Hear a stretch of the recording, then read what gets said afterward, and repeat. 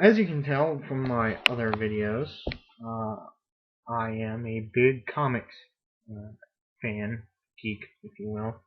So I figure what I do is sort of show what I'm reading, what I enjoy, and I'm going to break it up into Marvel and DC.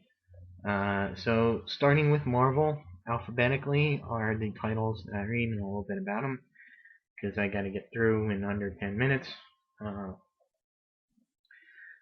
First is Agents of Atlas. It's a great series by Jeff Parker, and focuses on the heroes from the 1950s when Marvel was called Timely. And it's neat. Unfortunately, this series is ending for a two-part X-Men crossover and a backup in Hercules, but they say it's going to be back in some form in late 2010. I don't know. I hope it is, because it's very good. Some underused characters in it. Of course, there's The Amazing Spider-Man, which for the most part is pretty good title, but it varies from issue to issue, or I should say arc to arc, because that's how they do it. Is different writers and artists come on. The art is on all of them is pretty much spectacular, but there are occasional sort of like why did they pick that artist things, but generally great art, some okay storylines. The Avengers: The Initiative, which now is really seeing a very change in the way it's gone up. But it's still written by Christos Gage, and he's really done a good job taking where Dan Slott and he started writing it together. That's a good. And while this is not an ongoing, it kind of replaces the ongoing. So Captain America by Ed Brubaker has been a very good run. This is a little bit slow. Captain America Reborn is a little bit slow, but I'm sure that it will pay off eventually. And next is Fantastic Four, which I was a real fan of the Mark Waid run a few years ago, and then really perturbed to find that he was booted off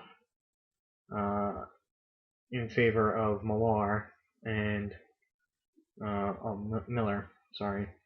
But when Jonathan Hickman came on, I was willing to give it another try, and so far it's pretty interesting. So that's still on my fence right now. It's good, but I don't know how it's. While this Guardians of the Galaxy is excellent, written by Dan Abnett and Andy Lanning, and it is a great series. Although the art is kind of shaky, I'm not particularly too fond of the art in recent issues, but after Paul Palladium, it's hard to top that. Next is The Invincible Iron Man, written by Matt Fraction, and that is an really great run right now. Ever since he started doing this Iron Man, it's been top notch, and this is some of my favorite Dark Reign stuff in here. Next we have a limited series, the Marvels projects, Marvels Project, sorry. Of course, written by Ed Brubaker and drawn by Steve Epting, which is the creative team behind Captain America. So again, it's nice. I like where it's going, but it's 2 issues is kind of a still on the fence to me as whether I like it or not. But definitely I'm picking it up. And I trust in Ed Brubaker. So next is the Mighty Avengers,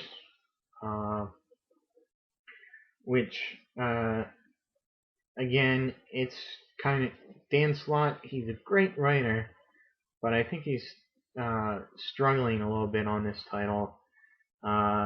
Maybe Christos Engage is helping him out, and this it's the closest thing to like a true Avengers. It's it's not new. It's not the Dark, and it's not any of the characters that Millar, Bendis have like to play with. So it's really the closest thing to a classic Avengers team.